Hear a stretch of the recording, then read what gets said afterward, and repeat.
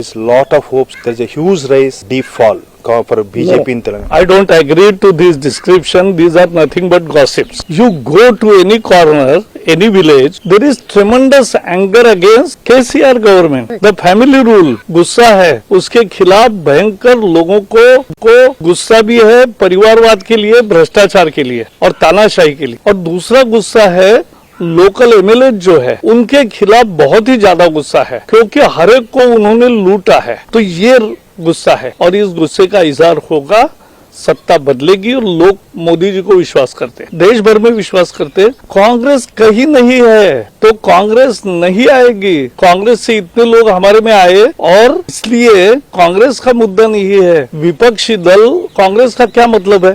लोग कांग्रेस को क्यों वोट देंगे?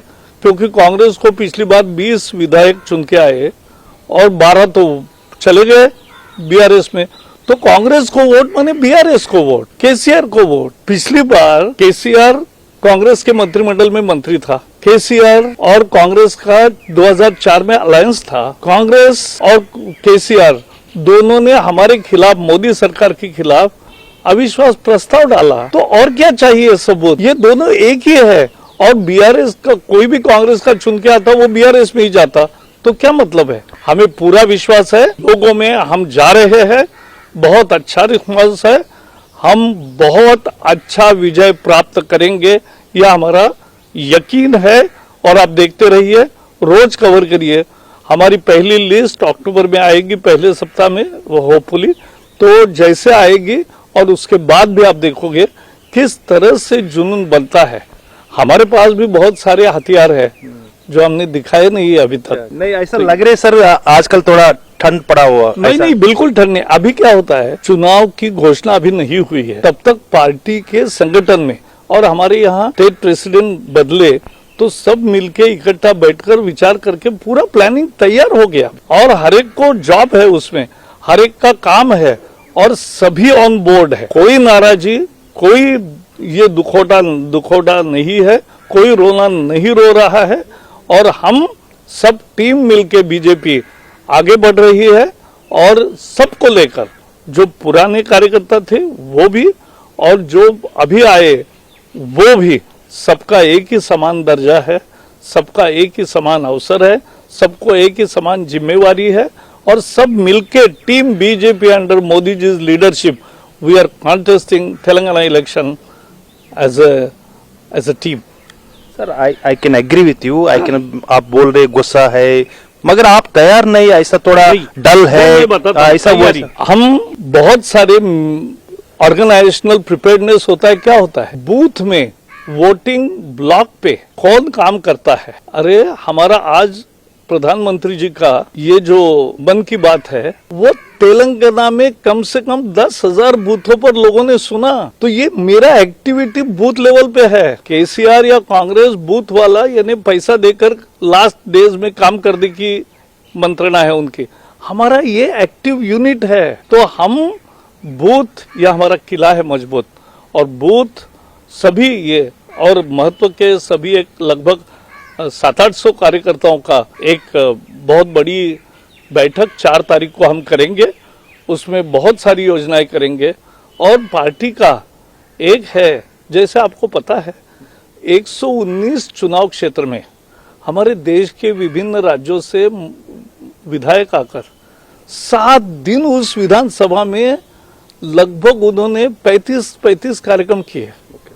तो उनको बहुत फीडबैक मिलता है, वो हमसे शेयर करते हैं और उनको ये और ग्राउंड रियलिटी समझता है, क्या अच्छा है, क्या और करना चाहिए, ये सब है। तो हम साइंटिफिकली चुनाव लड़ते हैं, किसी को पता नहीं चला।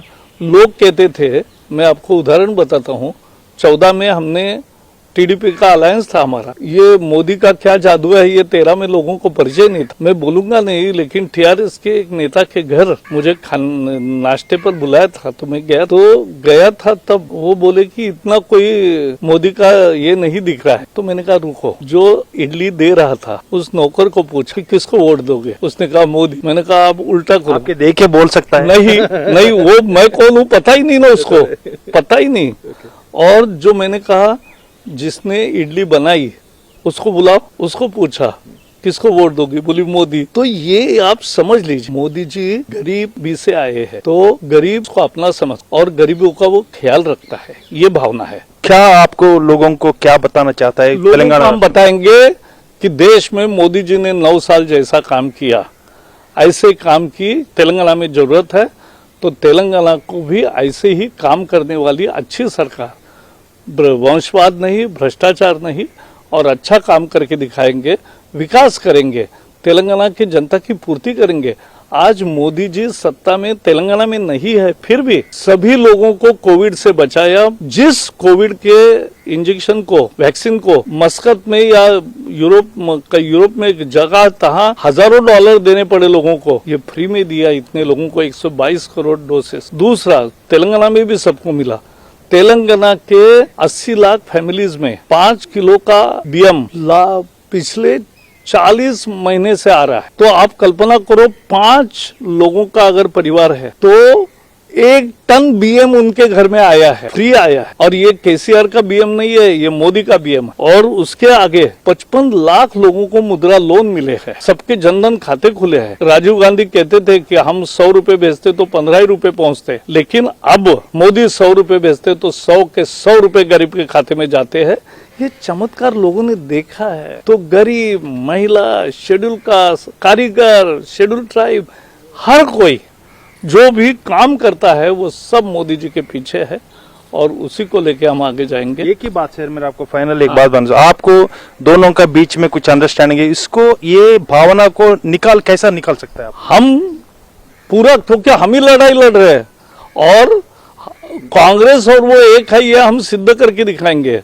तो ये नहीं है चलेगा। ये क्या है, बीआरएस और कांग्रेस, ये दोनों का संयुक्त एक कैंपेन चला रहे वो, कि बीजेपी बीआरएस का अंडरस्टैंडिंग है। अरे कमाल हो गई, हमारे खिलाफ वो नो कॉन्फिडेंस मोशन डाल रहे, हमारे केंद्रीय मंत्री को 2-2 बार नाटक बोल रहे। नहीं, नाटक क्या होता है? मेरे 300 कार्यकर्ता जख्मी हुए हैं। बंडी संजय को जो रात में ये इतना तकलीफ दिया, वो क्या नाटक होता है? ये लड़ाई है, हम जनता के लिए लड़ेंगे, सच्चाई के लिए लड़ेंगे, और हम जीतेंगे। ధన్యవాదాలు. మొత్తానికి వచ్చే 2 నెలల పాటు తెలంగాణలో ఉండబోతున్నానని, అదేవిధంగా ప్రజలకు ఎంతో చేశాము, అదేవిధంగా ప్రజల్లో ఉన్నటువంటి మిస్కన్సెప్షన్, బీఆర్ఎస్ కు బీజేపీకి ఏదో సంబంధం ఉంది అన్న అభిప్రాయాన్ని తొలగిస్తున్నాము. ఇది తప్పుడు అభిప్రాయం. కాంగ్రెస్ బీఆర్ఎస్ మాత్రమే కలిసి పనిచేస్తున్నాయి, బీజేపీ మీద దుష్ప్రచారం చేస్తున్నాయని చెప్పి ప్రకాష్ జావడేకర్ చెప్తున్నారు. మొత్తానికి ప్రజల్లో తిరుగుతాము, అనేకమైనటువంటి ఆయుధాలు, అదేవిధంగా అనేకటువంటి వ్యూహాలు మా వద్ద ఉన్నాయి. అతి త్వరలోనే మీరంతా చూడబోతున్నారు. 60 రోజులు షార్ట్ దిన్, 60 రోజుల్లో పూర్తి స్థాయిలో ప్రజలను ఆకట్టుకునే విధంగా మేము విస్తృతంగా ప్రచారం చేస్తాము. ఖచ్చితంగా అధికారంలోకి రాబోతున్నాం అన్న అంశాన్ని ప్రకాష్ జావడేకర్ చాలా ఘంటాపదంగా చెప్తున్నారు. ప్రసాద్.